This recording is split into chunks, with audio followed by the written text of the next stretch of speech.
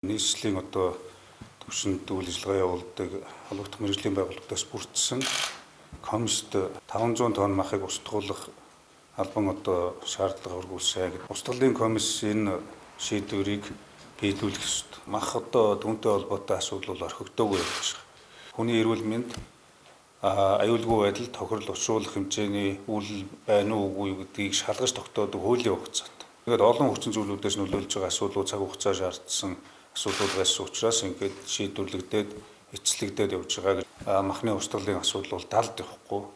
Ямар нэгэн байдлаар эргэлзээ төрүүлэхгүйгээр хэвлэл мэдээлэл олон нийтийн байгууллагын оролцоотой хяналтанд ор устгах зэгцлэг ажлуудыг хийж дуусгая. Холбогдох байгууллагууд бүх хяналт шалгалтаа хийсэн.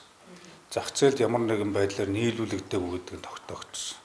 Өөрөөр хэлбэл энэ хаана хэн боловсруулсан тодорхой хаана хадгалж байгаа нь бас тодорхой байгаа учраас энэ зах зээл дээр нийлүүлэгдээд хүнсний хэрэглээнд орсон асуудал ерөөсөө огт байхгүй гэдгийг мэргэжлийн байгууллагууд, хууль хяналтын байгууллагууд олон удаа нотолж баталж байгаа.